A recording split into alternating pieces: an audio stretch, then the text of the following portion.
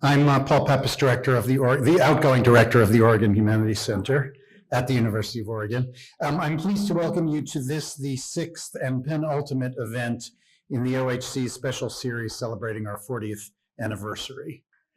For 40 years, the OHC has helped UO faculty and students do their research and create new classes through our fellowship programs, has brought engaging scholars and speakers to Oregon as part of our annual lecture series, and has hosted events like this that highlight the groundbreaking research and scholarship of our colleagues across the humanities.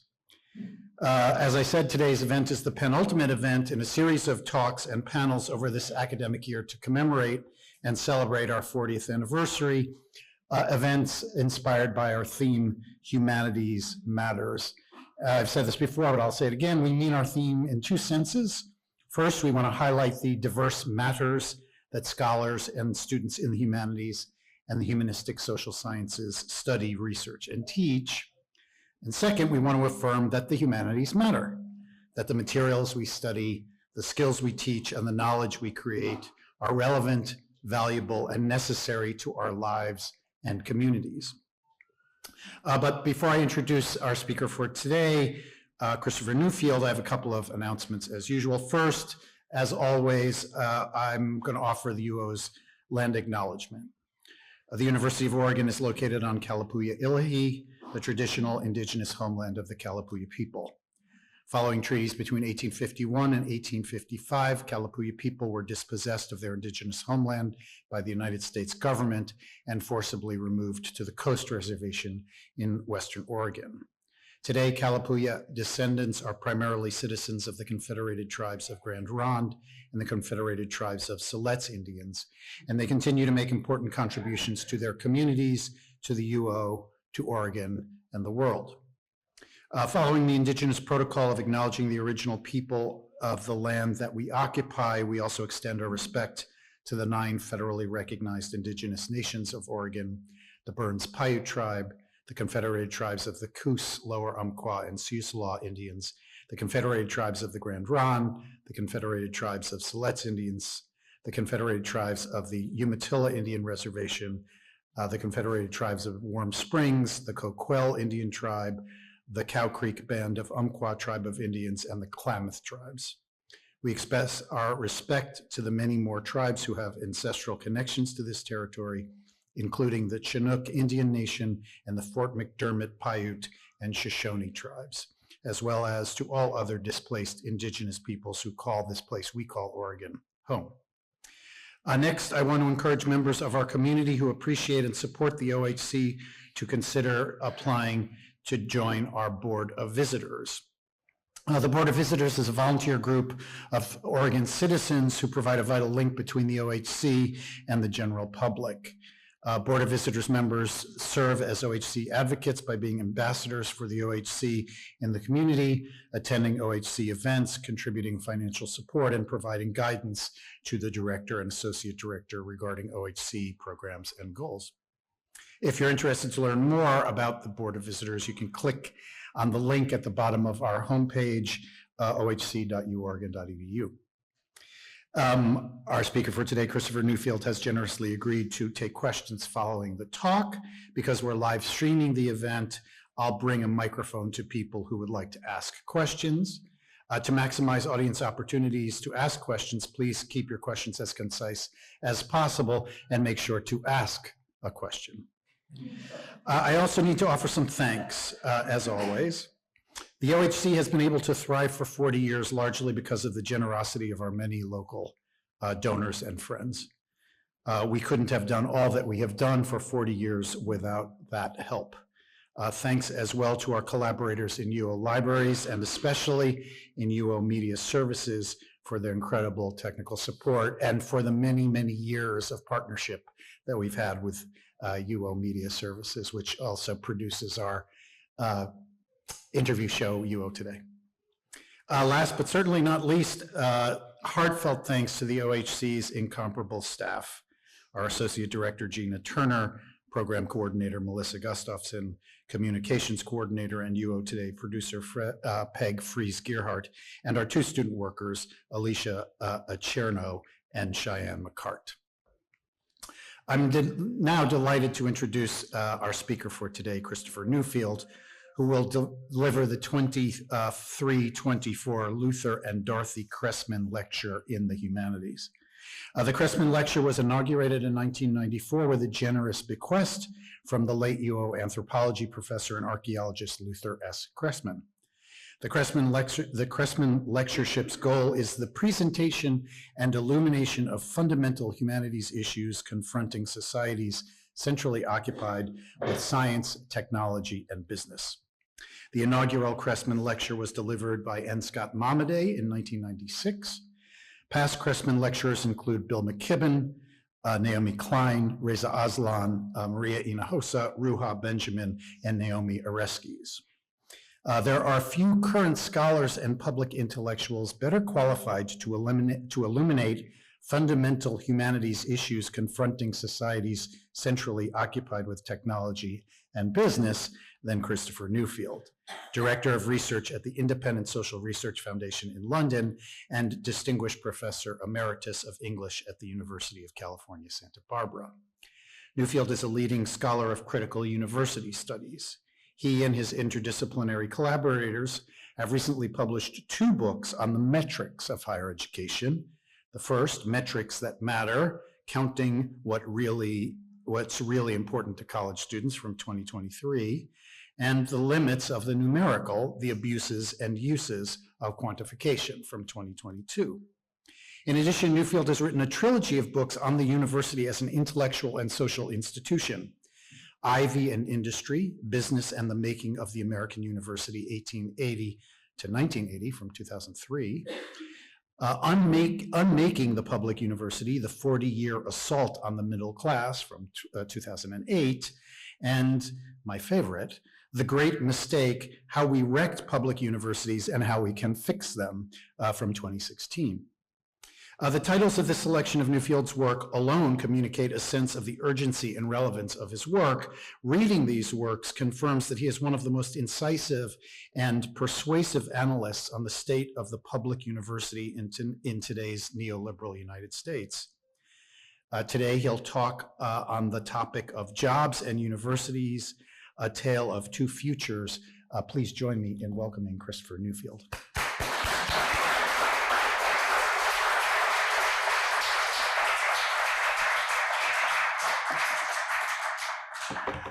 Thank you. That was a very lovely introduction, and it's a pleasure to be here. I'm going to pause for a second because I'm terrible at multitasking. Let me just get this up.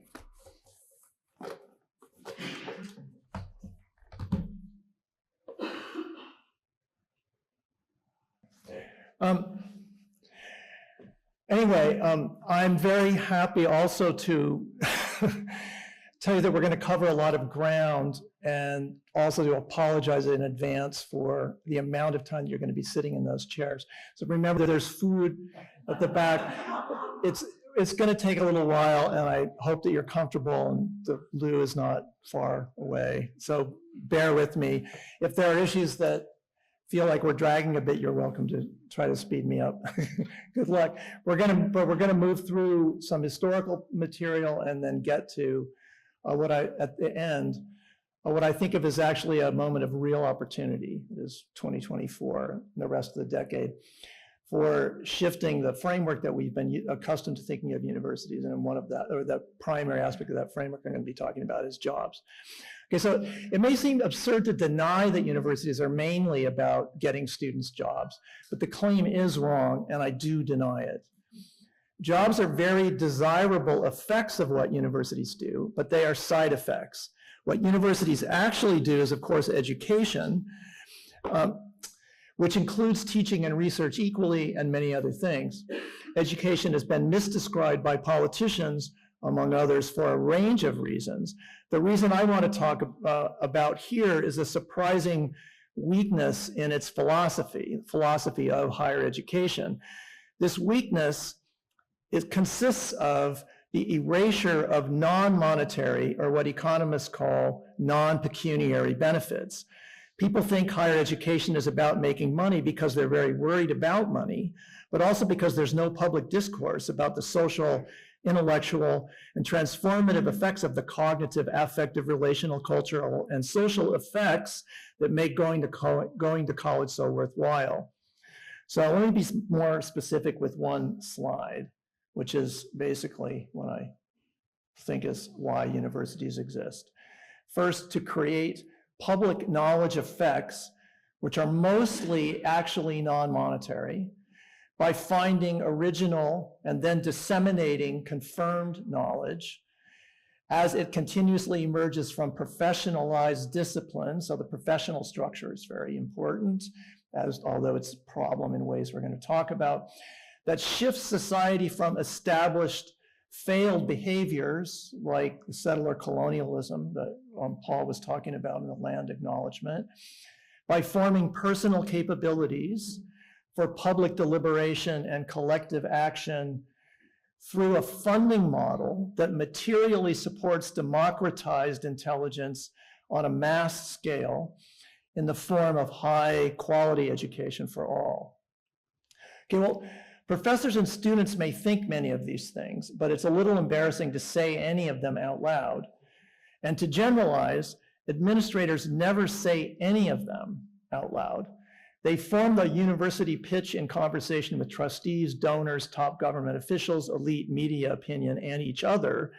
And as you know, this pitch is more or less entirely about money. It's returns on investment on research, in facilities, in a college degree, in wages by major versus what it costs you. The people who use the term deep learning and call for cultivating deep mind are technology business people, and they mean investing in artificial intelligence via large language models and generative pre-trained transformers, not the intellectual outcomes of going to college.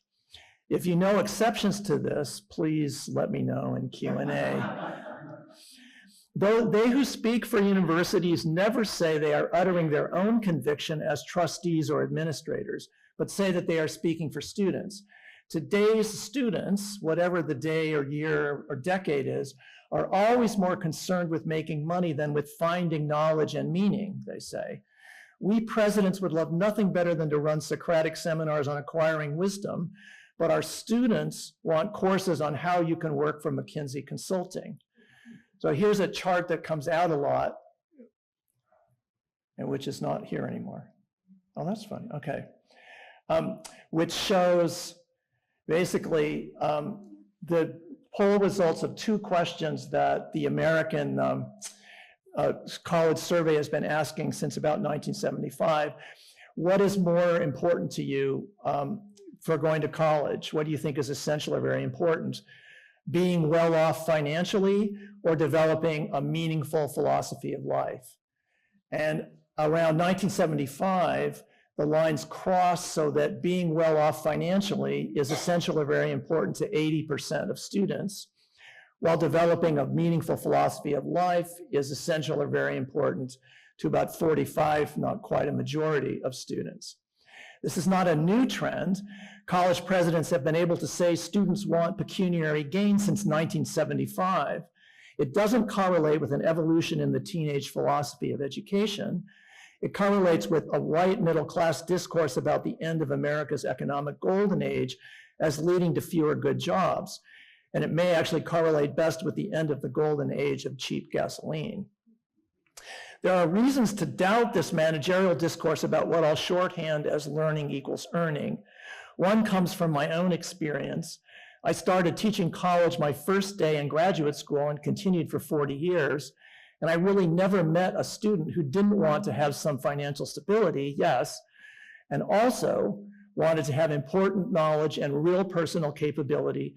That is the ability to think well, to influence people, and to generally to be smart about things that they cared about. Future salary is, of course, always important in a competitive capitalist society, especially one that has become post-middle class, that is, where many professional careers no longer assure traditional middle-class goods like home ownership and college tuition for one's children. More or less all my thousands of students over the years wanted a good job and meaningful work and a meaningful life that they could feel good about. Many also assumed that having a good life meant changing the world and making it more just or less racist or less dependent on fossil fuels. The forced choice in that freshman survey creates an impression that students aren't really interested in anything besides earning, so that learning equals earning, and that impression is false. In addition, actual student testimony paints the fixation with a lucrative career as a construct of society and its university servants, not as their spontaneous desire. Nathan Heller's notorious 2023 New Yorker essay, The End of the English Major, collected testimony from students who noted how their schools steer them into STEM, finance, etc., by ostentatiously putting all of their school capital into those fields.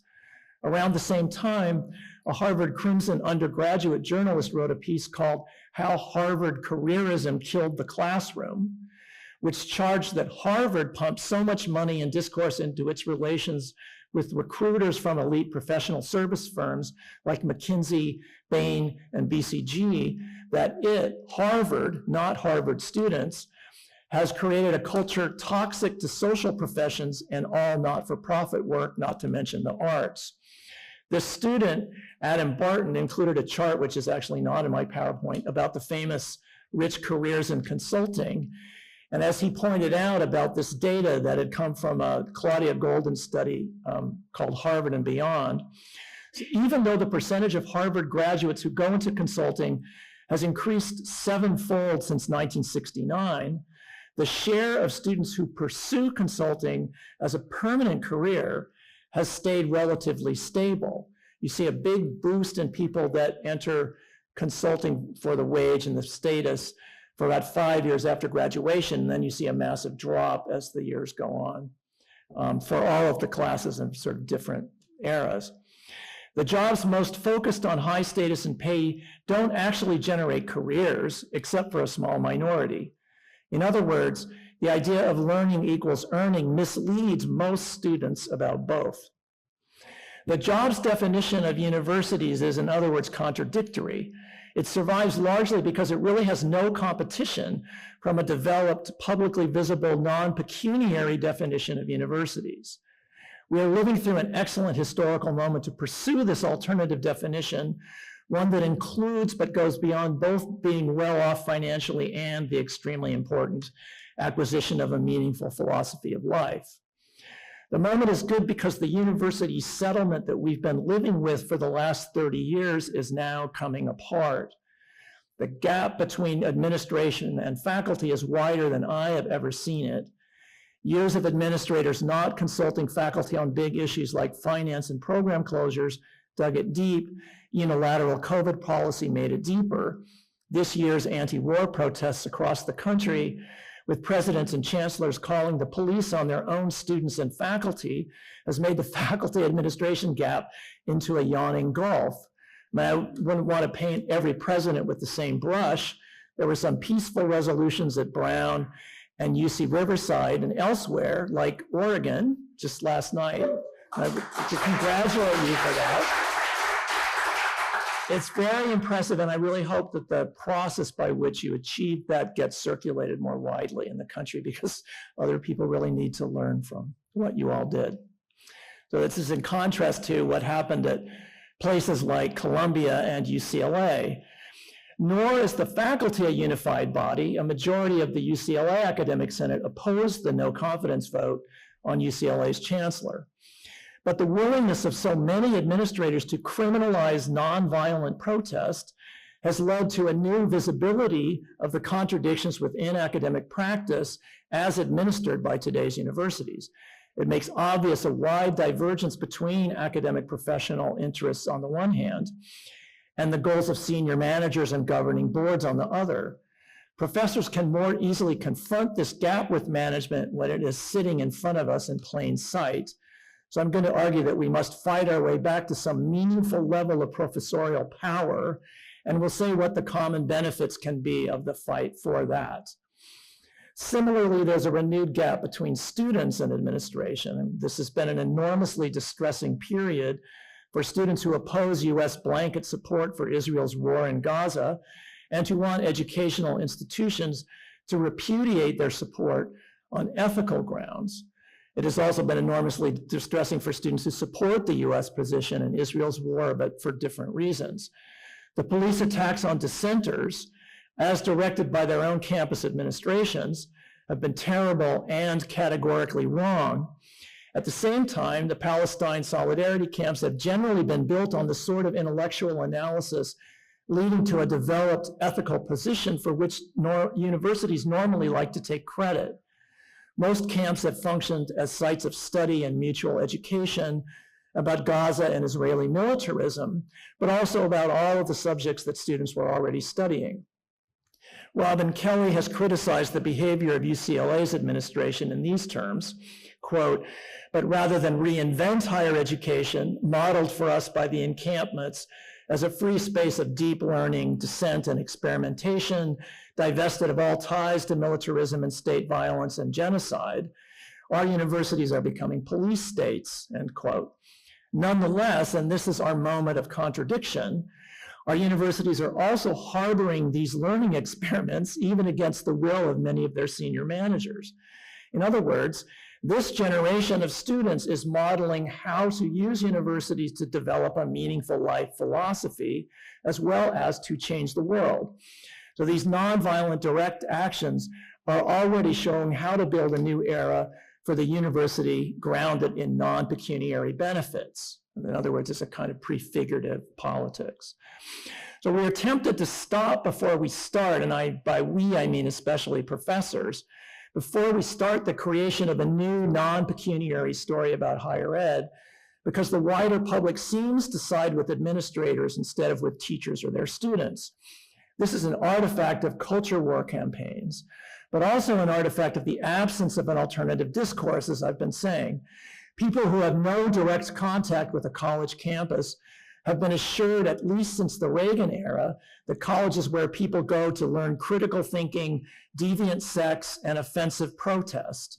It's not in this narrative where they go for training for middle-class jobs or to develop a meaningful life philosophy.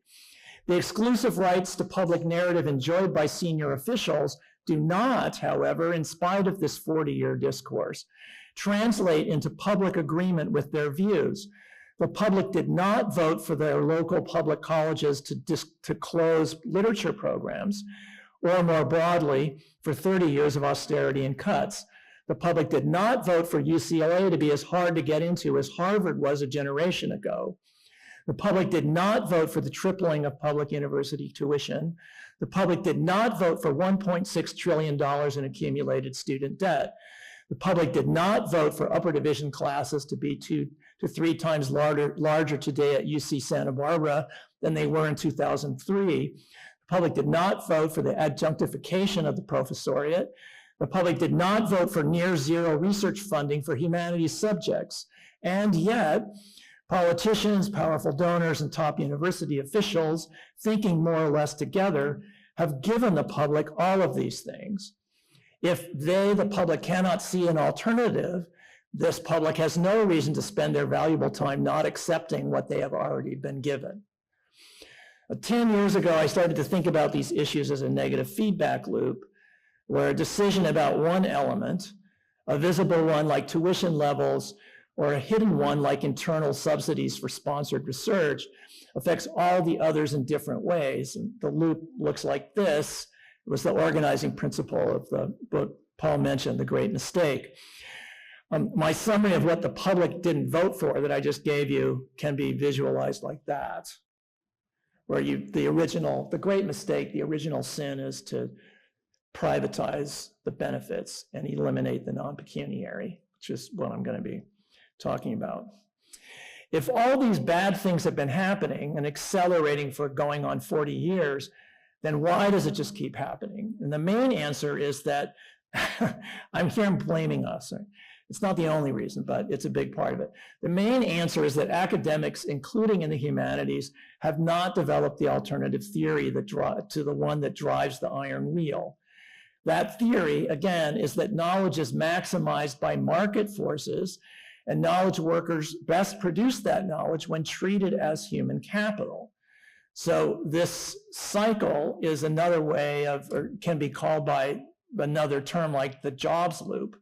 The whole society pays a high price for this.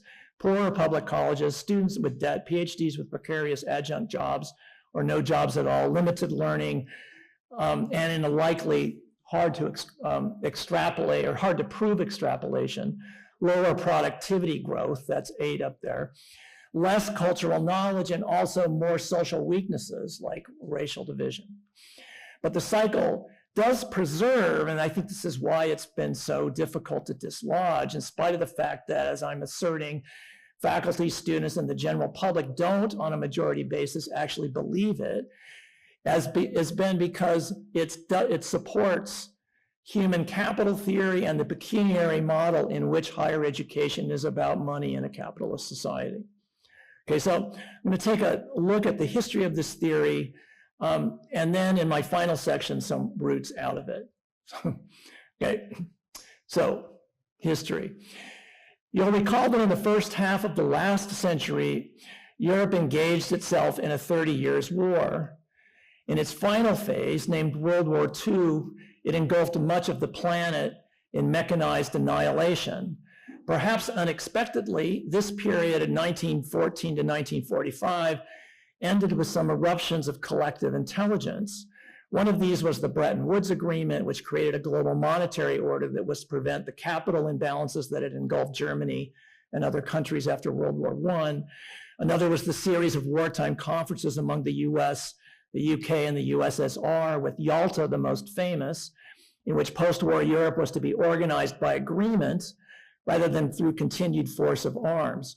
A third was what we call the GI Bill, 1944, which for a time created free college in the United States. These and related collaborations were flawed and contained the seeds of their own destruction. And yet they acknowledged one overriding historical fact. Europe's free recourse to war, the indulgence of princes and presidents for 1,000 years, had brought humanity to the brink of annihilation.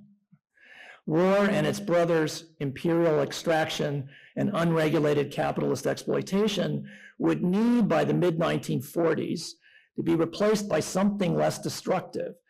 3 key features of this post-war system were that, first, it would resist militarism with democracy.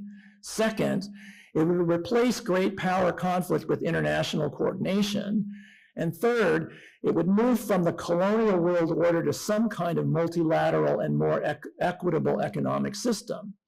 If you took an international vote, you'd have learned that Bretton Woods, potentially a recycling system for surplus capital into poor or deficitary countries, should be supplemented by the Great Assembly of non-aligned nations at Bandung. These were goals held by a shifting kaleidoscope of powerful figures. They were bitterly opposed by other established social powers and never became achieved realities. I would argue that their meaningful pursuit, however, depended on a fourth change, a real shift in Western capitalism from asset ownership and extraction of value in production to some wider cultivation of the powers of knowledge. By this, I mean a couple of things. One is societies moving from a dependence on colonial and domestic labor exploitation for the vast majority of their wealth to trying to make their own wealth by inventing new stuff and increasing productivity without resorting to violence and expropriation, as so often had been the way of colonial and settler colonial societies. The second thing I mean involves the kind of knowledge that would at least partially replace violence and expropriation as a means of social development. Knowledge, just broadly, that word is the means whereby capitalism increases the productivity of its labor processes and increases what Marx named relative surplus value. This kind of knowledge is often called technology, and in general, it doesn't undermine or replace capitalism and the modes through which it increases its reach, like imperialism, but augments and intensifies these. So therefore, we need to specify the kinds of knowledge that might avoid capitalist expropriation as the basic law of a society, undermine it, or even serve as an alternative to it. Okay, and again, the humanities are part of the stakes in thinking about this other kind of knowledge. Okay, so one group of knowledge theorists who did this is the part I should really cut in the interest of time, but I really like it. So if you're getting bored, let me know and we can come back to the present. But now it's the 19th century, and I think this is actually kind of important. One group of theorists who did this were 19th century labor economists writing between Adam Smith and Karl Marx, sometimes called the Ricardian socialists. These include William Thomson and Thomas Hodgkin, and somewhat differently, Charles Babbage. Writing in 1824, Thomson insisted that, quote, in speaking of labor, we have always included in that term the quantity of knowledge requisite for its direction. Without this knowledge, labor would be no more than brute force directed to no useful purpose, end quote. Thomson goes on to claim that machinery humiliates the general intellectual powers of the workers, who are reduced in this way to drilled automata.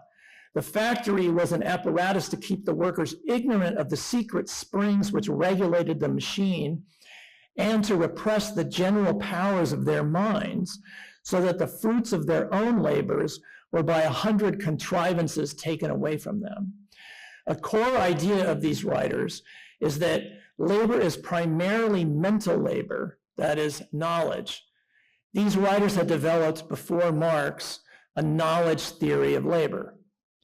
Because I am drawing here on Matteo Pasquinelli's remarkable recent book, The Eye of the Master, A Social History of Artificial Intelligence, which has clarified my thinking about the history of the kinds of knowledges that universities produce that are not simply absorbed into the perennial US quest for global economic predominance.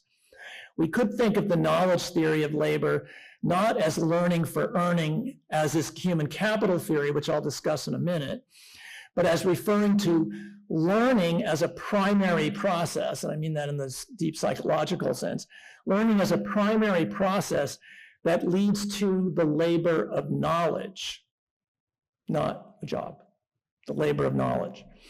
Thomson, Hodgkin, and others influenced Marx, as when he charges in Capital that, quote, knowledge, instead of remaining the handmaid of labor in the hand of the laborer to increase his productive powers, has almost everywhere arrayed itself against labor. Knowledge becomes an instrument capable of being detached from labor and opposed to it.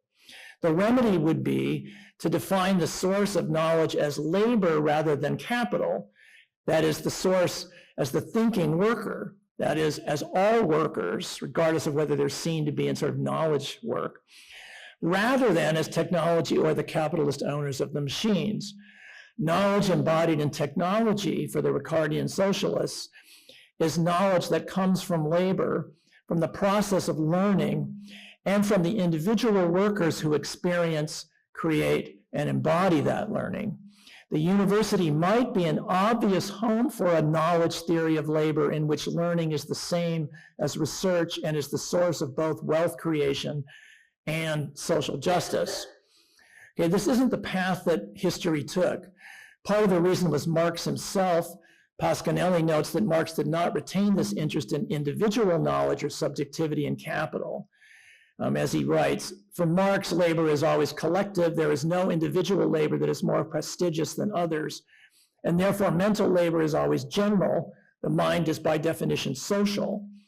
Rather than a knowledge theory of labor that grants primacy to conscious activity, like the one in Thomson and Hodgkin, Marx maintains a labor theory of knowledge that recognizes the cognitive import of forms of labor that are social, distributed, spontaneous, and unconscious. So intelligence emerges basically only from the abstract assemblage of workers' simple gestures and micro decisions, even and especially those are unconscious, which are unconscious. So the conscious knowledge labor that workers as individuals, but also in groups, go through in order to work properly and better, gets pulled out of view by Marx in large part for strategic reasons.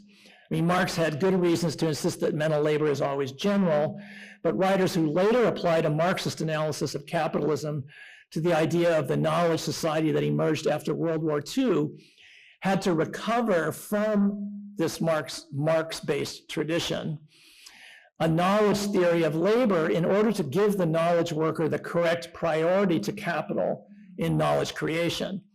This was always a menace to the post-war free enterprise system, and it was a menace posed by the knowledge workers of the university. The university would not only offer courses that would teach students to critique capitalism, which of course always happens, but which would also convince them that the process of knowledge creation, that is, of learning itself as they themselves were experiencing it in college, was prior to capital, to ownership, and to the ownership of production in particular. The knowledge makers, that is, students who then go on with their lives, might come to see themselves as the masters of capitalists, as Marxism claimed, and who knows where that might lead. Okay, some elements of this thinking appeared among management writers in the 1990s and 1980s in the United States. While accepting US capitalism as the air we breathe, they influentially proclaimed the empowerment of the knowledge worker. The best-selling writers in this line included Alvin Toffler, Peter Drucker, Peter Senge, and Tom Peters, whose co-authored work In Search of Excellence in 1982, which should have been called The Revolt of the Middle Manager, although most companies would not have bought it and distributed it to their middle managers if that were the title, was one of the two best-selling books in business literature for several decades. In these books, the college-educated middle manager was to inherit the earth. Okay, this sounds a bit silly, and yet at the same time, the mostly Marxist philosophers of cognitive capitalism were making parallel arguments and in Italy and France. And here, in spite of the great pain that it causes me, I am going to skip. What emerges out of that tradition is that there are basically two kinds of knowledge. One is appropriated by the production process, right? It's embodied in technology and appears in that form and is then moved into firms and used to produce, to generate product and profits. The other kind of knowledge is the worker's self-consciousness of their own position as both knower and then also as not knower because it's supposedly the technology that does everything. This second kind of knowledge appears as subjectivity itself and is an antagonistic process of formazione, the formation in Italian, that is a process of conflict, violence, reproduction, consensus, and transformation. So knowledge of oneself as a learner, as a knowledge/worker, knowledge maker worker, is to be engaged in a rethinking of the production process and of the social relations that are part of that. So in other words, this can't be separated in the second kind of knowledge. So the university has a role in producing both kinds of knowledge. It produces knowledge for capitalist appropriation, technology for US preeminence, et cetera. It also generates the self-conscious subjectivity of the learner who knows themselves to be the true source of this knowledge that then, in most cases, gets appropriated by capitalism. There is potential political agency in this. The worker, the profession, the bearer of knowledge, and I will come back to this. I mean, I'm basically saying that there's something magical and also powerful about this thing we call learning. It's part of teaching, it's also part of research, that we take for granted that in this tradition it's revolutionary, and it endows individuals with a capacity for producing revolution in their own circumstances.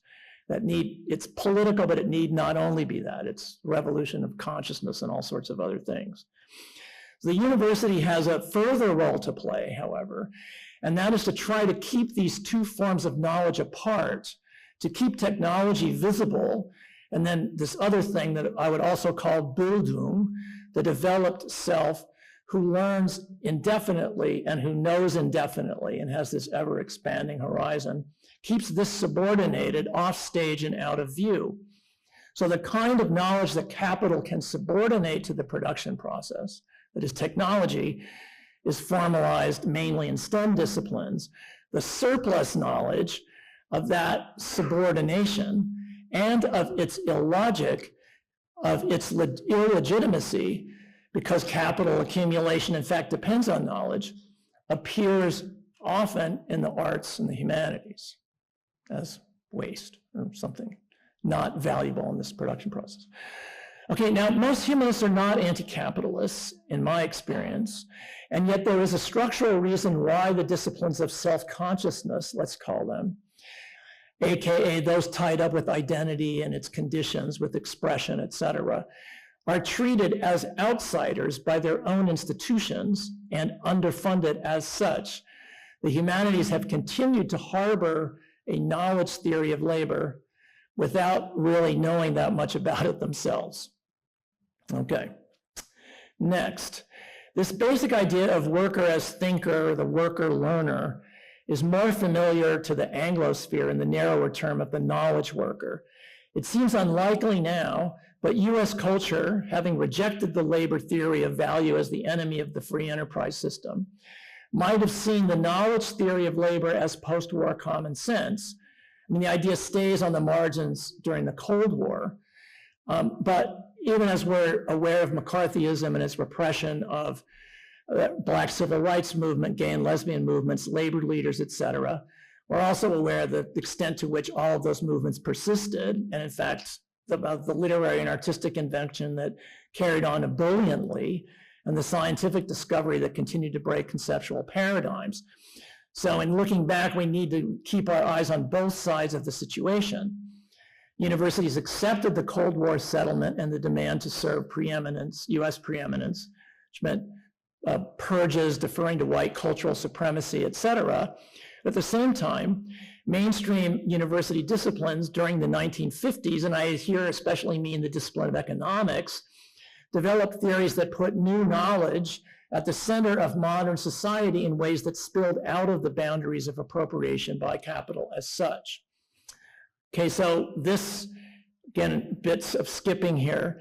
The US economist theory came to be called that of the knowledge society.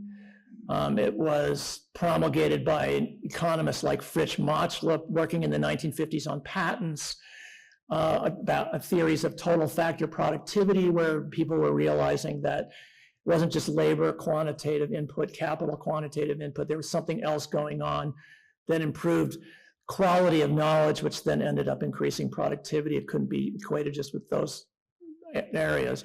But what happened was this gets embodied in a kind of conservative understanding of the university as the center of the coming information society and as the driving heartbeat of the knowledge industries. But it also gets picked up by the counterculture.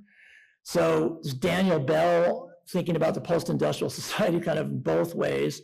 There's also Charles Reich's The Greening of America, who saw post-industrial capitalism leading organically to what he called consciousness 3 and its culture of liberation. Included in France, the social theorist Alain Touraine, who announced the shift from material goods to the creation of basically a symbolic economy and the production of culture and consciousness as the heart of it. Or it might be the American futurist Alvin Toffler, describing a future shock of information overload, which required building a whole new educational system focused on creation and not on routine. And it was going to be a system that doesn't look very much like the one we're sitting in, 50 or 60 years later. He wrote in Future Shock, "The technology of tomorrow requires not millions of lightly lettered men," sick, but I love that, lightly lettered, ready to work in unison at endlessly repetitious jobs. It requires not men who take orders in unblinking fashion, aware that the price of bread is mechanical submission to authority. It requires instead men who can make critical judgments, who can weave their way through novel environments, who are quick to spot new relationships in the rapidly changing reality. In short, even in Cold War America, and it's perhaps especially there, economic power was now rooted in knowledge power, and knowledge power was dependent on a kind of deviance that authors like Toffler were fascinated by. The university was knowledge power's central institution. And in addition, we have all sorts of people like Toffler, who was a popular business writer, and he wrote in Fortune, et cetera, shining the spotlight of world history on knowledge workers, they who must make critical judgments, they who must see new things. In such a genuinely fluid situation, the Thomson, Marx, Alcati, who's the Italian theorist I skipped, prophecy might indeed come to pass, that labor would rule capital in the name of knowledge, aided by the consciousness-driven logic of post-industrial capitalism.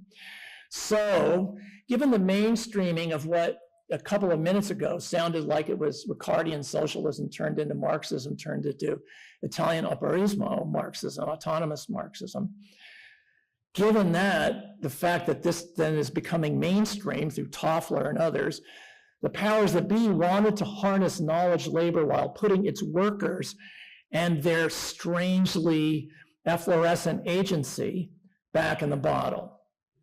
Okay, so how is this going to happen?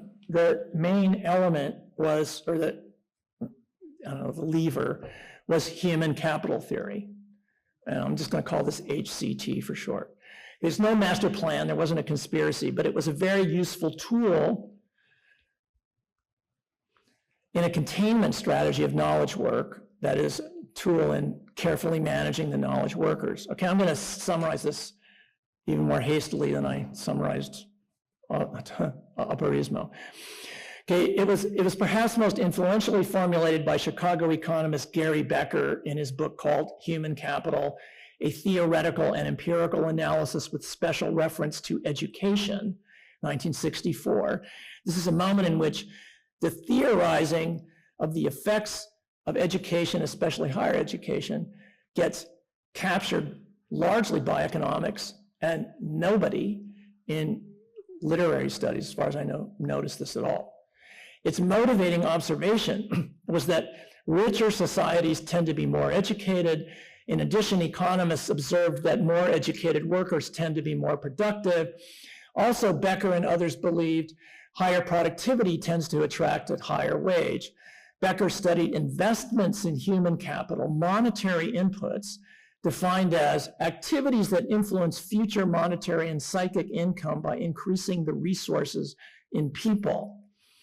Becker et al., there's lots of folks working on this with him, were tightly focused on efficiency, meaning outputs have to be greater than inputs, again, quantified. Society should invest in increasing an individual's capabilities, that is their human capital, if and only if the returns are higher than the costs. And people should do the same. Again, Becker, Jacob Mincer, Milton Friedman is probably the best known of the other folks, and their allies sought to quantify incentives for people to invest in their own education as a way to increase their future returns in the form of higher salaries. Okay, in the early years, there's a twist to this, which is that these folks, and they're all quite orthodox economists, did not define outputs as exclusively pecuniary. They insist that psychic income, for example, is real. Many of these real effects are external or social. Friedman accepted the need for the public to pay for what he called general education for citizenship. Remember that HCT was being developed within New Deal common sense. The Truman Report, 1947, had held that wider access to higher education was important for democracy, which was an obviously non-pecuniary and public benefit. The Roosevelt and Truman administrations believed in the non-pecuniary and public benefit of war veterans reintegrating into society and being eligible for good jobs. Public funding was to pay for both. Okay, HCT didn't really deny these, it just separated them out, marginalized them. It also most fundamentally made productivity a question of human capital, not human creativity as embodied in knowledge and acquired through learning. So in HCT, individual capital had outputs that could be measured in the normal way within capitalist production processes and then managed in the normal way, that is, quantified inputs and outputs. So by the middle of the 1960s, most of the governing classes accepted that the US was some kind of knowledge economy. It was becoming post-industrial, and that it needed to spend public funds to create human capital in the needed amounts. They also assumed that human capital could be managed. So Clark Kerr, the president of the University of California, was there to tell them that knowledge workers could be trouble, The university scientists to receive federal grants, he wrote, started to see themselves as independent of the university and its managers. That is, the money that they were bringing in not only gave them rights, but it was the effect of their learning process that was theirs and not capital's and not the universities. But Kerr was also there to assure everyone that the modern multi-university had everything in hand. Okay, so let's finally have a new slide. The economist's schema looks like this. Okay, this is the first period. I'm going to skip the second one in a minute. Basically, the private and external benefits, which we would call public, right, in the columns, and in the rows are pecuniary and non-pecuniary. This is really standard economics. It's not controversial. And then you sort these different effects into these different buckets or quadrants depending on what they're like. So there's a pecuniary benefit for having a whole bunch of really well-educated workers, having an advanced workforce that improves your collective economic welfare. And then there are, in this early period, the acknowledgement of this bottom row, general education for citizenship, which Friedman thought was kind of a personal thing, and then collective goods that other people acknowledged, including military superiority, but also including being able to do democracy by understanding its communicative practices, being able to read ballot measures and understanding what the stakes were, or being able to argue with people without fighting with them, and so on. Okay, there was all this stuff going on. Okay, I mean, these aren't exactly stirring national missions. They're not warrior missions, and they're not social justice missions, but they supported a kind of liberal capitalism that required, in turn, a healthy level of public investment in education. Okay, I'm going to skip the section that you probably know pretty well, which is the Vietnam War starts, the civil rights movement becomes visible, there's lots of tumult in the society. The university feels, its leaders feel like it's getting dragged into a controversial place that is going to produce economic and political blowback for it, which does indeed start to happen.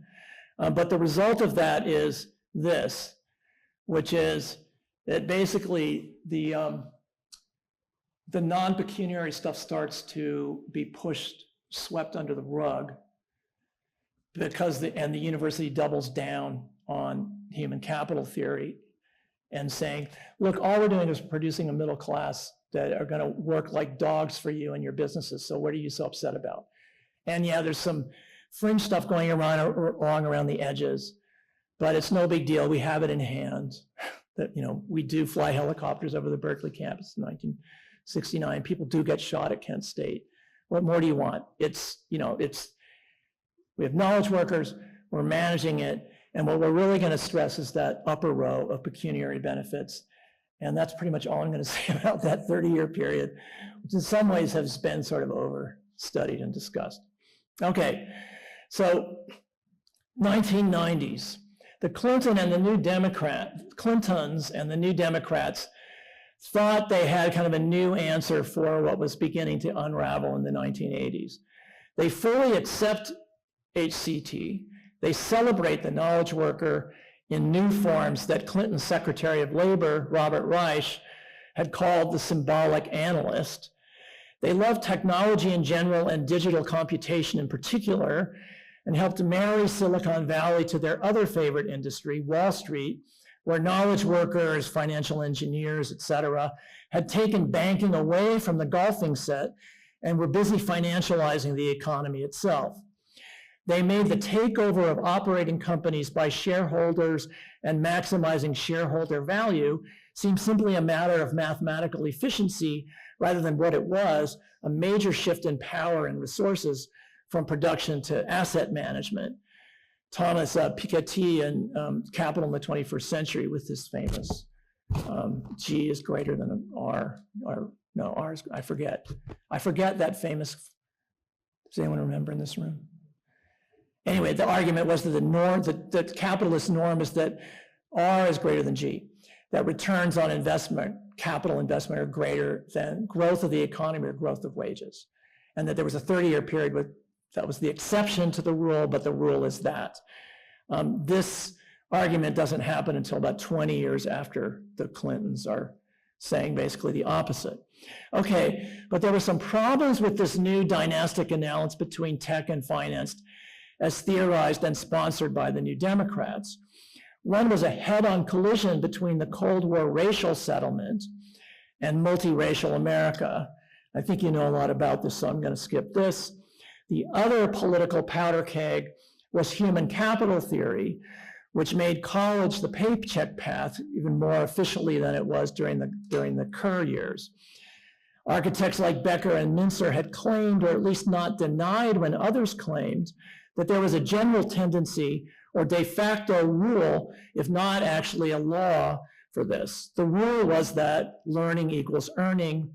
The more human capital you acquired, the higher would be your productivity, and the more you would command an open wage, more you would command on an open wage market. Colleges bid on this idea, hook, line, and sinker. They came to argue that HCT worked in general. So this is college presidents saying this, not specifically economists who actually study this professionally, many of whom were starting to become uneasy with the broader claim. So they would say that students would make much more with a BA than with a high school diploma alone. And they also argued that this worked for any given student. So it would work for poor students, Black students, Latino students, Native students, basically all students. College sold itself as the engine that brought students from working class families into the middle class. It was the engine of economic equality, and that engine was colorblind. So through the views of their trustees, presidents, and lobbyists, colleges put themselves on the hook for these salary results, as announced. This is from a few years ago, that I met the professor in question. He was mortified by the use of his research, but Matthew Mayhew. A four-year college education gives you 12 to 14% return on investment, even though you're upset by all this other stuff. How the costs of college have gone a lot higher. But the claim is that doesn't matter because the returns of college are so high. So take out your loans, pay your tuition money, and the end result is going to be a return on investment of 12 to 14%. I mean, that was the argument. It doesn't matter who you are. So in this period, market Darwinism, increasingly neoliberal, only the paranoid survive, HCT theory seemed to thrive. All the university changes that I mentioned at the start, high tuition, student debt, increased adjuncting of faculty, reduced funding, in this model, they worked. And here's the slide that prove it for you. That, look, the top line is you have a period where most students are white, you increase it from 5,000 to 8,000 between 1960 and 1990 in real dollars. And at the end of that period, college students are still high 80% white. Have a new period where white students are only 2/3 of the total, 1990 to 2020. It really starts to change. And what you do there is you flatten it and then you cut it. So it goes from 8,000 to 9, and then it goes back to current about 7,500 across the United States. But look at these gains.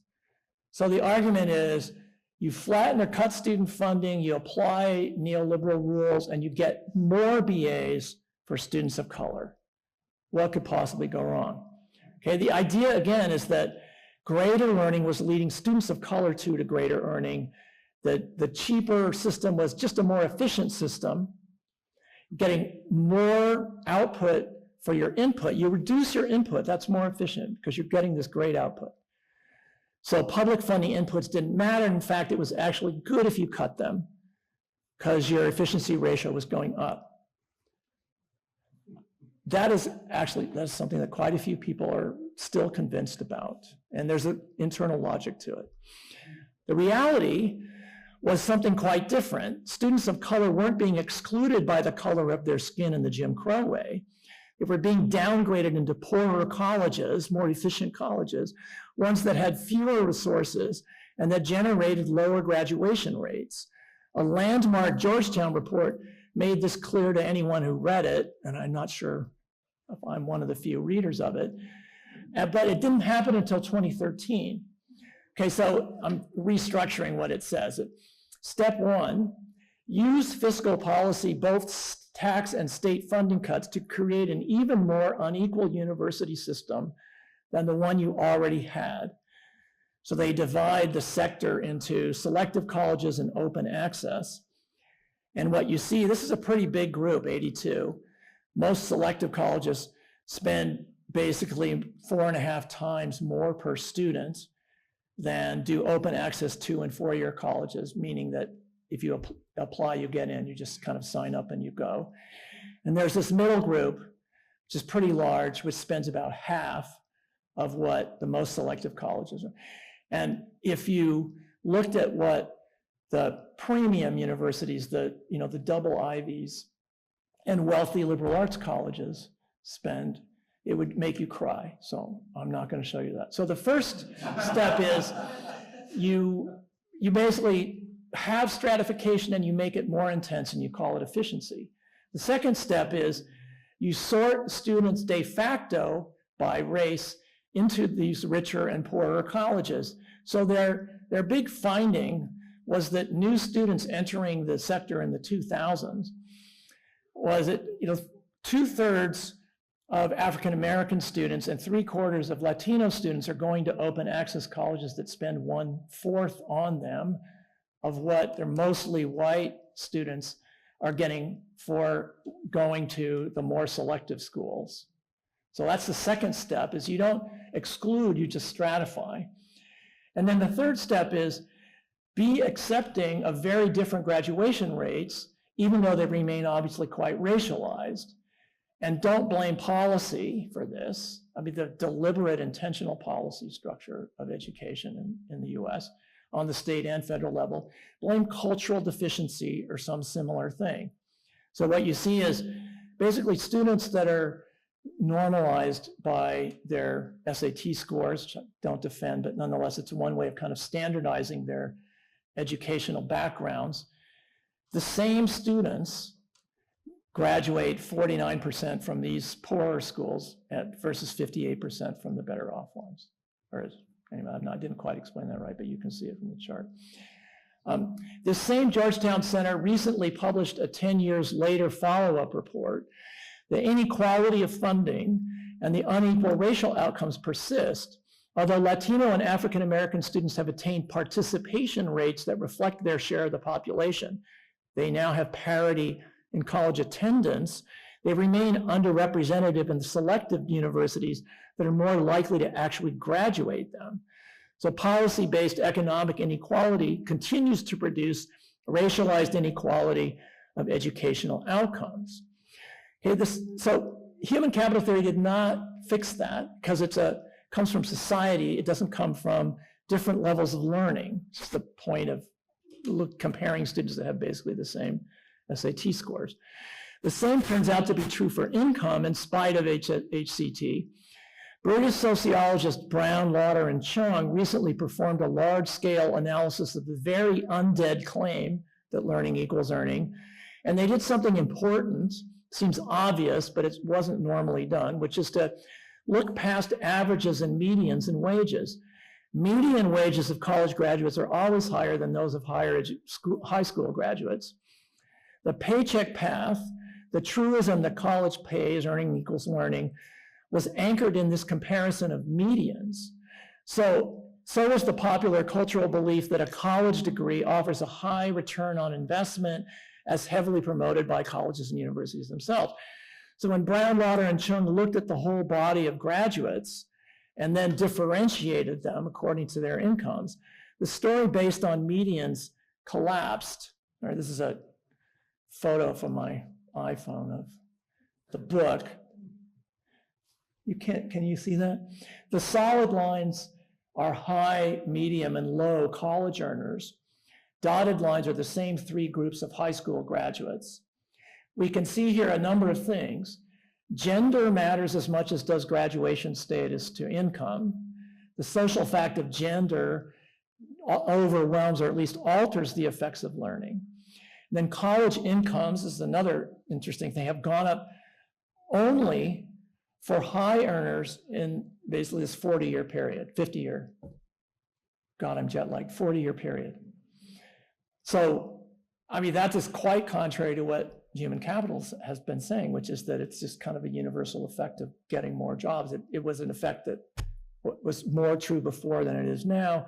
And then also, most college graduates earn at or below the level of the highest earning high school graduates. So that's the solid line towards the bottom of the two. In other words, Brown et al. Found that HCT still works, but only for the top 10% of graduates. And this is quoting them: the average college graduate in 2010 made less than $27 an hour, lower than a high school graduate in the top decile who earned nearly 30. The median hourly earnings for a high school graduate in 2010 was around 14, much higher than the bottom decile of college graduates who scraped by with around $10 an hour in that year. In other words, highly educated populations do not become high income overall. Colleges' claims about the universal benefit of learning did not work across the distribution of income. So what had failed about human capital theory? Well, and so, I mean, the explanation is actually somewhat simple. And as common sense might tell us, earning doesn't actually come from learning as such. Earning comes from working. The amount of earning that comes from working is determined by the employer. The employer pays a wage determined largely by prevailing wages in a sector. Prevailing wages in a sector simultaneously express conditions of capitalist competition, cultural forces, and economic policy and ideology. In other words, wages are set by businesses, not by universities, their graduation rates, the teaching that goes on in those universities. The idea that universities could still be held responsible for graduate earnings deludes itself about the fact that firms set earnings within the economy. So perfectly intelligent university leaders have been using HCT to keep the public faith about the value of a college degree. I've talked to a number of these folks who just said, well, we don't have another argument. Like, how else are we going to sell, 50 to 100,000 a year, other than it's a return on investment? But in fact, HCT was failing them. It did not establish a general law in which learning equals earning. That is decided by national and international economic policy. And so if we ask ourselves, well, what did work to have created the college wage effect of the earlier period? In a phrase, it was the New Deal and the Great Society versions of social democracy. When HCT seemed to work for everyone, far from everyone went to college. Almost everyone who went was white. College graduates were relatively scarce. White-collar jobs were booming. Growing bureaucracies offered regular pay increases. Overall salaries were rising quickly every year because of unionization, rapid GDP growth, high productivity growth, and also pay levels that were relatively equal, where CEOs made 20 to 30 times the median salary rather than 250 to 400 times the median salary, as is the case today. So the key ingredient was not, as HTC said, free market price signals, identifying and paying out the precise levels of human capital that individuals had acquired in college. As Brown, Lauder, and Chung put it, the miracle seemed to be investment in education, but in reality, it was the various strands of economic nationalism at the time. So the goose that laid the golden paycheck eggs was social democracy and its Pentagon-fueled industrial policy. The great reversal into neoliberalism increased the wage vulnerability of most workers and increased inequality of pay. And the contingent effect, contingent on social arrangements, of learning versus earning went away. And so we have that. Still this empty box. And as we get to this final section, how are you all doing? That was an hour. And we still have to fix this. I do have some thoughts about that. Do you have time to listen to some of that? All right, I'll try to make this as quick as I can, because that empty space is the thing that has to be filled in. They're not wrong, university leaders, to say, what's the other model besides return on investment? And so that's, as I've been saying from the start, the thing that we now have to provide. Okay, In the schema I've been using, we are exiting this third post-war period under conditions of turbulence. The anti-war protest movement has clarified the weakness of the managerial settlement in which universities function as oligarchies. The arrival of GPT technology into widespread use has clarified the weakness of the instructional settlement. The intensification of STEM supremacism, the colossal disproportion of material investments in an era of widespread cultural and social crisis has clarified the weakness of the research settlement. Remember that the NSF research budget is just one of many science agencies. It's about 3,000 times the NEH research budget. The money spent last year by the 7 big tech companies most invested in AI is about 20 times the entire NSF budget, and that's just on AI. None of these settlements was adequate to the public interest in higher education that has been emerging during the past 30 years. So the doom loop that I showed at the start has lost its momentum. Okay, so here's the reconstruction cycle. There's some bad news. I worked really hard on 3 through 5. Some limited debt forgiveness has indeed happened. The other stuff that basically both public funding has been more or less capped at a lower level. It's kind of back to where it was in 2008 in real terms, and it's not really going to go much farther than that. Tuition is also capped because of massive political blowback, which is totally understandable. So the immediate revenue picture for most public universities is flatness or fallingness in real dollars, and it pains me to say that because I think it's the only way that you actually have great democratic universities. The good news, however, is that the sovereignty of private goods is no longer common sense. We have Bernie Sanders to thank for this. We have Joe Biden in a somewhat different way to thank for it. We have major anti-debt activism and other social movements, and they've essentially changed, I think, the economic culture.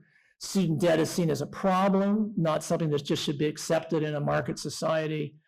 And even mainstream economists like Raj Chetty are showing that the current financial system is more or less reproducing class inequality rather than doing something against it. So there's a lot of potential on which to build there.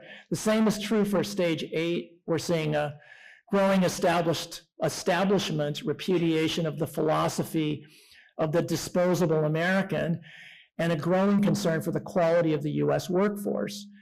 Again, Sanders was pivotal, but so were Biden, and also on this point, Donald Trump. This is economic nationalism, which is Trump's card, not socialism. I prefer a voter embrace of socialist political economy to our new Cold War with China, but at least common sense has changed, and indeed the state cuts have mostly stopped. They're kind of at 2008 again, and they're not really going to go down from there, I don't think. The major openings, and these are the 2 issues that I want to end with, are with research and with teaching. The research cost remedies are simple. First, the extramural sponsor needs to pay the full costs of research and not force the university to pick up much of the tab. And second, internal funds need to be spent fairly across all disciplines, including the humanities. I'm going to read you some numbers now about the University of Oregon. Discussing research shortfalls is taboo, governed by administrative omerta, but this covers up how defunded universities are still being forced to subsidize sponsored research with money they no longer have. It also covers up the material basis of epistemic injustice between the scientific and cultural fields. In spite of these taboos, the NSF by law publishes annual data on these issues. They show that in fiscal year 2022, the University of Oregon spent $160,500,000 on research and development, of which $55,247 came from institution funds, that is from the campus, that is mainly from student tuition and state money. This means that 1/3 of research expenditures at this university, which we think of as sponsored by the federal government, foundations, corporations, donors, and so on, is in fact supported by the university itself from its operating funds. On the second question of fairness among disciplines, how much did the University of Oregon spend on humanities research last year? NSF says $1,030,000. In other words, the University of Oregon spent about 1/55th of its internal research expenditures on the humanities. And it spent another 1/55th on the visual and performing arts. And this is a ridiculous situation since we live in a time of social and cultural permacrisis, one in which no technical solution to climate change or anything else will succeed without meaningful partnership between technical and sociocultural knowledge of the kind that many of you in this room are working on every day. And yet social and cultural knowledge in the arts and humanities is essentially unfunded. It's not just a scandal in Eugene, it's a scandal in the US, and it's also a scandal in the European Union. The non-funding of cultural knowledge is not the only reason why humanity is stuck in the mud right now, but it is a major reason. Underfunding works in lockstep with the culture wars to keep the results of these disciplines both underproduced and hidden in the dark. And this is a situation that absolutely must be changed. We actually have to do this now and not simply talk about it. Okay, the same is true for teaching. Teaching, learning, research are all part of a unified practice of knowledge creation and knowledge dissemination. Teaching has been watered down all over the country. The 2011 book, Academically Adrift, taught policymakers the term limited learning and equated it with what the typical college offers. That book didn't explain the causes correctly. It did a lot of damage, actually. It ignored funding cuts, student overwork, and the proliferation of junk practical degrees. But the best way to address the issue now is for the professoriate to do an end run around the administrative debate and respond to what I believe are the contemporary public demands for higher learning in America. Okay, I'm gonna skip this. It's in another piece that's come out in Representations that was part of my MLA presidential address. I'm just gonna show you the slide. But, oh, there's Chetty, he's great.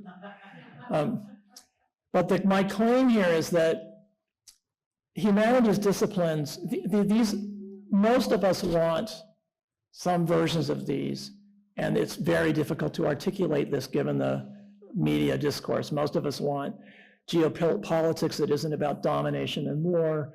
Most of us want to think about non-economic life and not just how we can be more efficient economically. Most of us want democracy as respecting our equality with other people. Most of us want acceptance of diverse identities leading to cultural depolarization.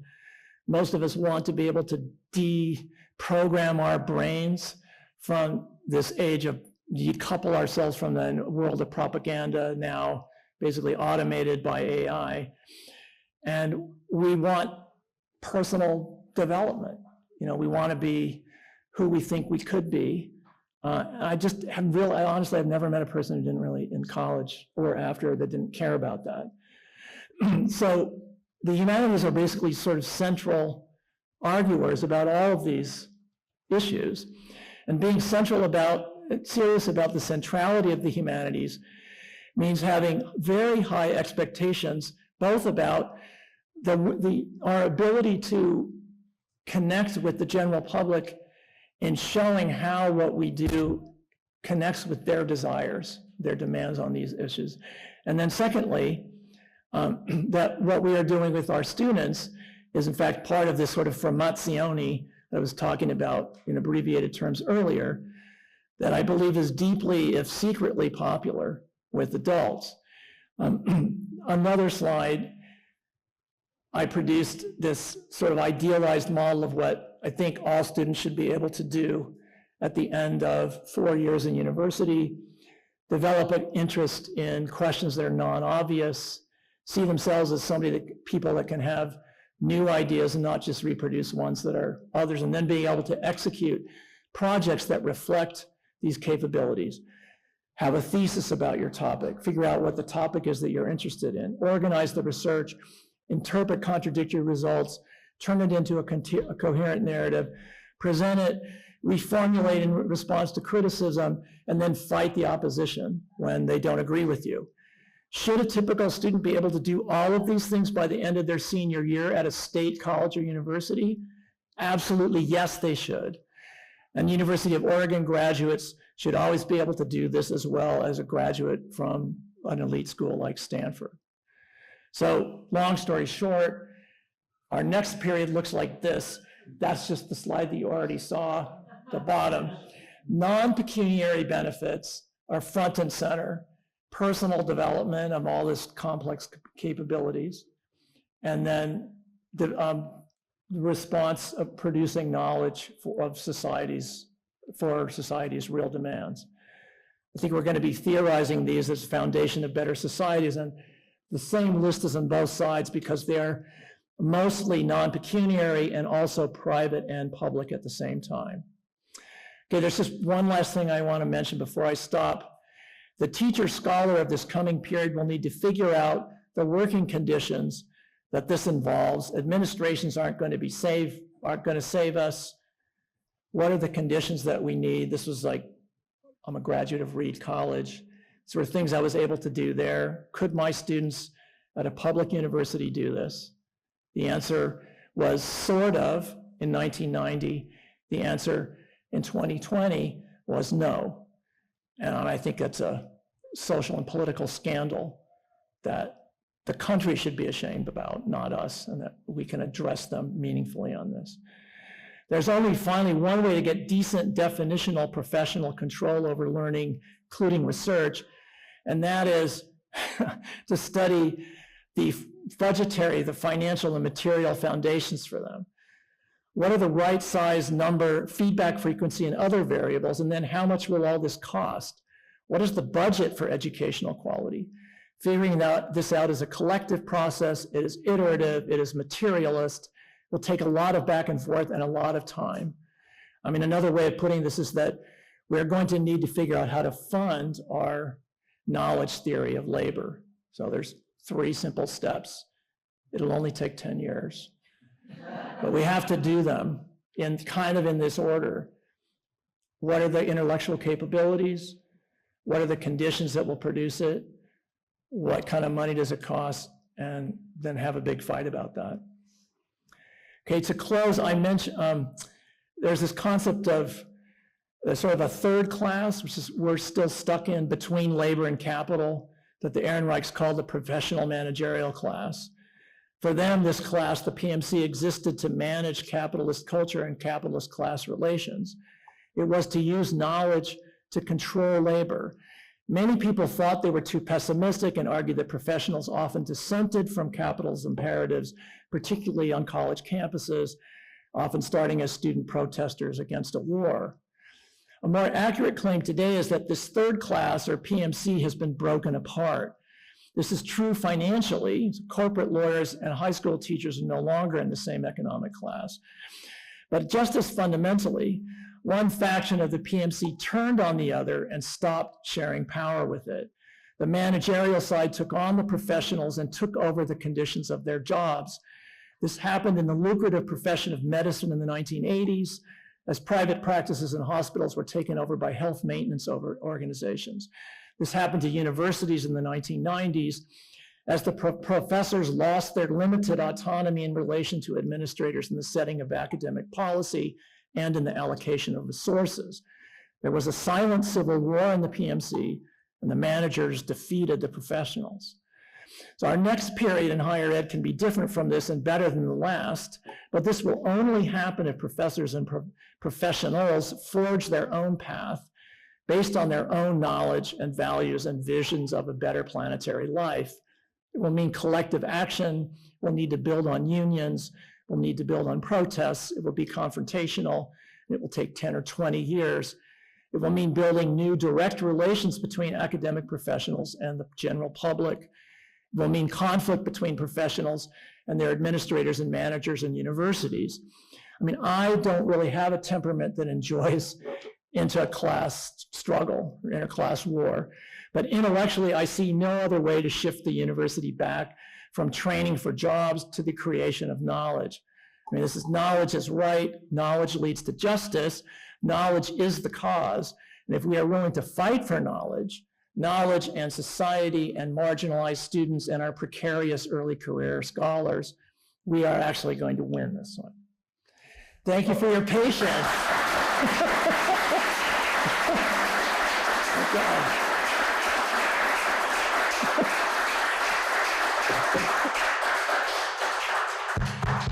So we have 20 minutes for questions. So your questions have to be briefer than Chris's talk. I was thinking about the professional managerial class before you mentioned it, that theory, and I'd be interested in hearing you comment on the, I don't know if you see it as a trend, but the fact that some university faculty, including here, have decided that the way to go is unionization, which rather than keeping us in the professional managerial class might suggest that there really isn't much between labor and capital anymore, except for the managers on Wall Street. So I'm interested to know why you think we're going to win. Even with unionization. It's going to take me 80 minutes. Will you stand by the mic? The mic on there? Yeah. Or swing it around towards yourself? That thing right there. Oh, back behind the podium. Okay. I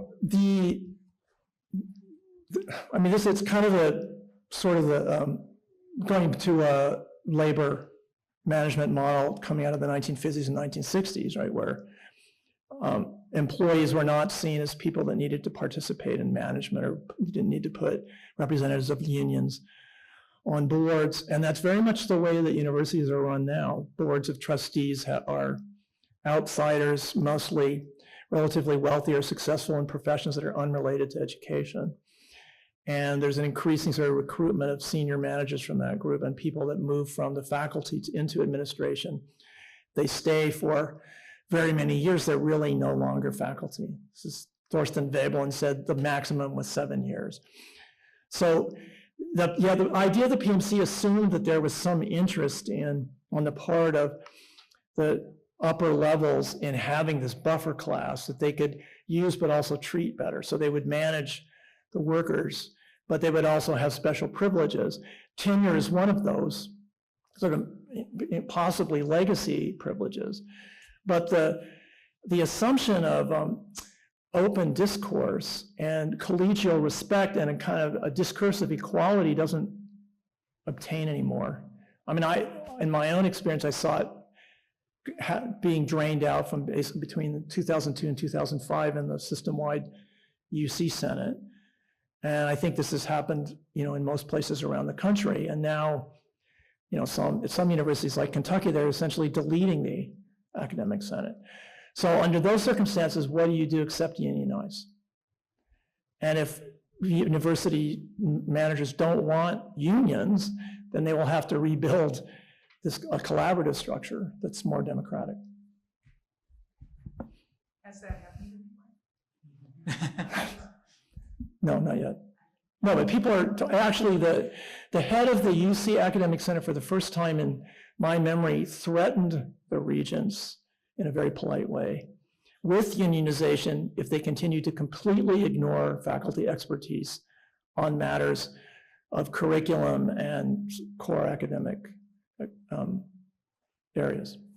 So there's some signs that at least people are aware of it now. First of all, thanks for a really fascinating talk. That was really neat.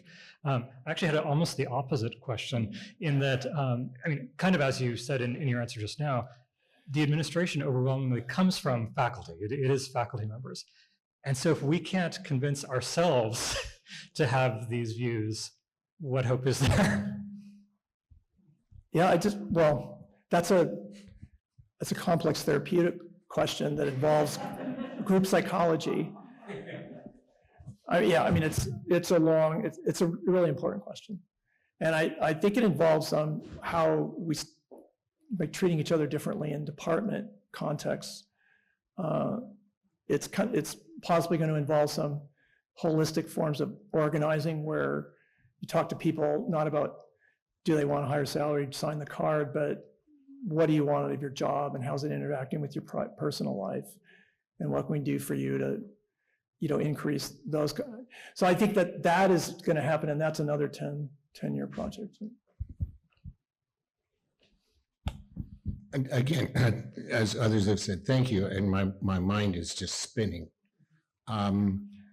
As we've been sitting here, I've been thinking about Ernest Boyer and these curricular structures, and a speech that he gave to the National Communication Association maybe 25 years ago. The 7 relationships that human beings need to understand to be educated.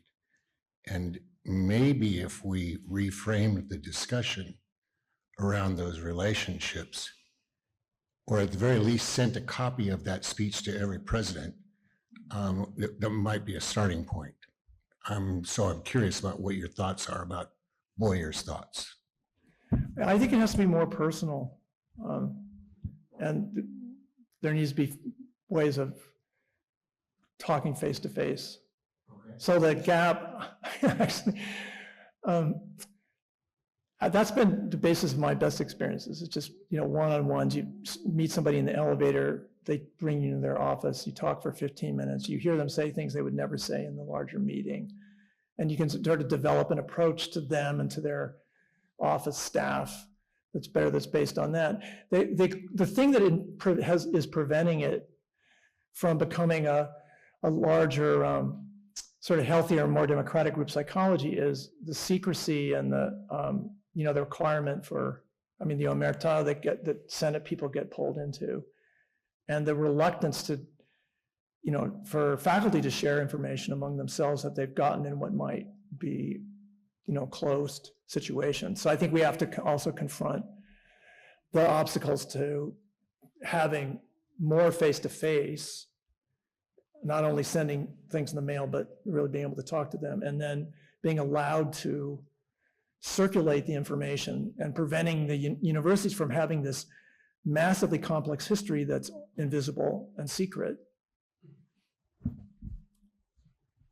Thanks so much. That was really great, inspiring. I wanted to ask you about, right at the beginning, you talked about the importance of the disciplines being professionalized, and I wanted to ask you about professionalism versus something else, which I think might warrant a place on the list of the non-pecuniary benefits, which is passion. Because I think that it might be that one of the reasons we have lost our own faith in ourselves and power and authority in front of the public is that we have professionalized ourselves out of that. That we ourselves are not great models of Bildung because we have professionalized ourselves so much that we do not have ever expansive horizons. We do not become students for life. We get ourselves into a niche and we protect it. And so we should be models for that. We should be more passionate about and vociferous about our love for learning and convey that to our students. And that is one of the revolutionary aspects of being in a classroom. And you did mention that when you said that students want to be smart about things that they care about. So the idea that college is also where you come to figure out what you care about and learn how to care about things is also part of what we're doing in a really important way. Yeah, thank you. I completely agree. Very well put.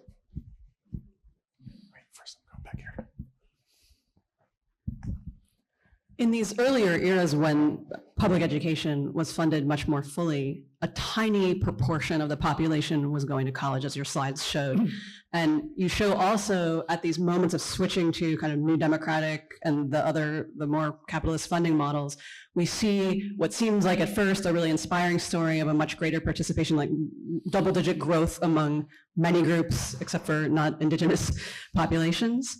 Until we learn that this is actually like a wealth extraction program, as the later slides show.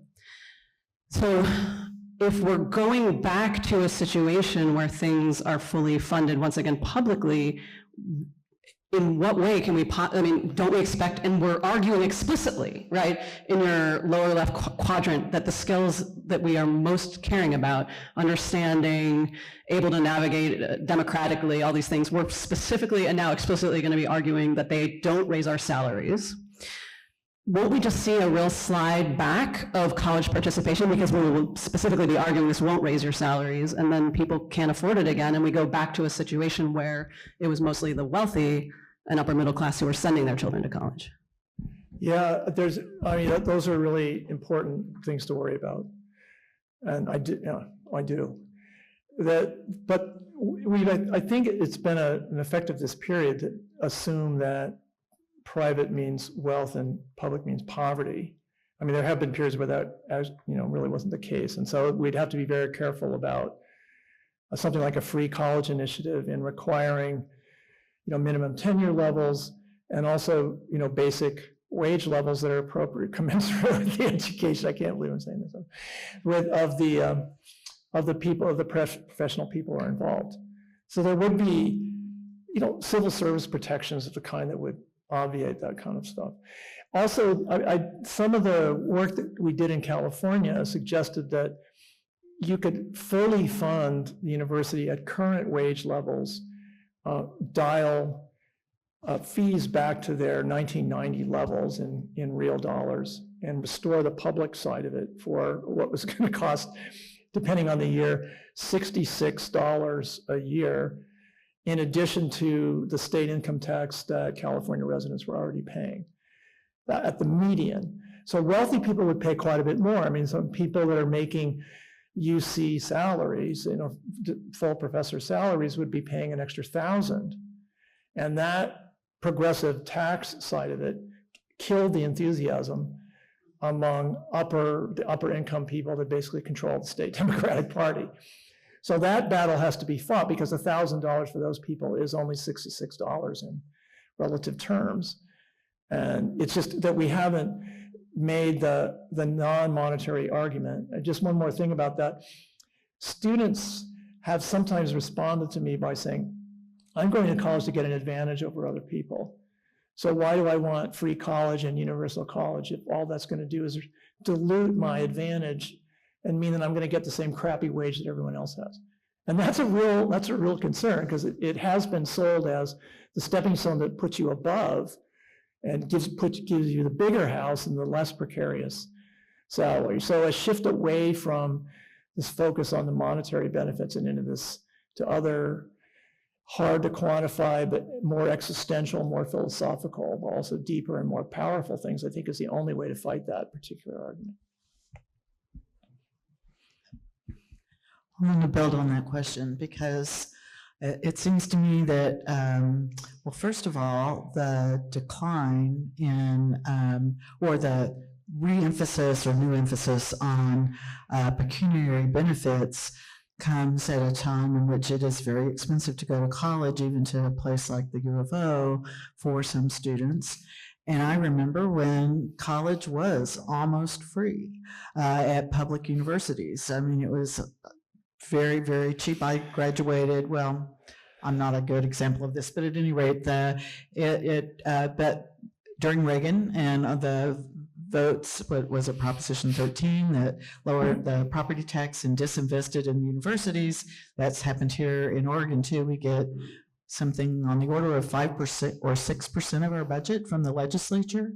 It seems to me that, and then students, they come and say, their parents are the ones that are really concerned because of the debt, and they are being forced to be a business major. They don't really want to be a business major. They would love to study history or literature or whatever, but their parents emphasize they need to have a good job at the end of things. And I understand that, because they're going into a huge amount of debt. So how do we convince the American taxpayer that, the golden age of the American dream coincided with a cheap education where the cost was borne across the board by taxpayers? How do we change that dynamic? Because it seems to me that's got to happen in order to get, because students do want to just learn, I think. Yeah. As you've said, well, they've got to convince their parents. And it has to be this stuff. And the one sentence argument is, getting this is not going to lower your salary at your future job. I mean, it will actually help you. I mean, I didn't emphasize that here, but it does augment pecuniary value as well. But it doesn't subtract from pecuniary value. It costs more money. You have to have smaller classes. I mean, I didn't have time to dwell on this, but it's really shocking. I never Look at my class size. I had 2 hours with a professor every week for my senior year to write my senior thesis. I mean, it's just like the amount of, learning that I did was just invaluable. It's like not quantifiable. And it completely changed my life. And those are the kinds of things I think that the discourse really needs focus on, especially for immigrant kids, working class kids. And this is what, at UCSB, students who spent 40 hours a week working in some relative's restaurant in LA instead of writing my papers, and would say these brilliant things in the office and then get a B- in the class because their papers were crap because they wrote them in 90 minutes. They would say, I have the same right to build him as Sherry over there does, who is, basically got a car and a free ride to 4 years from her parents. And I say, yes. I mean, I think there's a racial justice aspect of this and a class justice aspect of this that would also resonate. Poor people, people of color, indigenous people have the same right to a life that's full. And that's finally what it comes down to, as everyone else who's just used to getting it. It just assumes they're going to get it.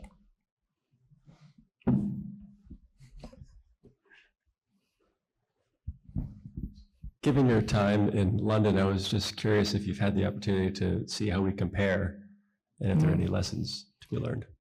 We're still better because they got rid of tenure kind of voluntarily in the 80s. So professors are getting laid off in mass batches by a government that's squeezed the university system down from something that was really a world model, something that's fairly mediocre. And they're using some of the same arguments of the earlier slide. Look, we have more immigrant students and more students of color in university than ever, and we're giving you less money, so what's the problem?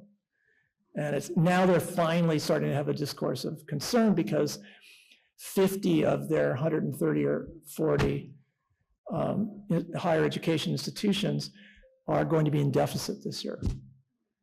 So, Goldsmiths College is kind of a famous arts and humanities college in London, is about to lay off 1/3 of its teaching staff its academic staff in a group of targeted programs, many of which are their most famous programs. Visual culture, sociology, et cetera. So it's bad there, and it's a lesson about where we could be headed if we don't fight now. So one more question. Thank you very much. On the level of values and logic, I am in 105% in agreement with you. I'm very impressed that people with this kind of value can actually connect that to the practical aspect of running institutions and all the statistic data. So that's very impressive. I can't contribute to your project on that level because I'm art historian and not very practical maybe. But I think I can add one thing to what you said about the non-monetary values. I am 100% in agreement with you.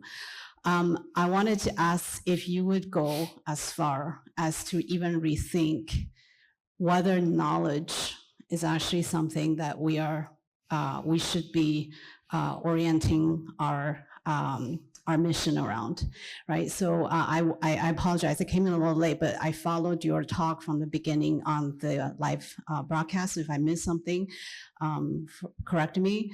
I did hear a lot about knowledge, but it seemed to me, I follow the political philosopher Hannah Arendt, was very clear about this. Knowing is different from thinking, right?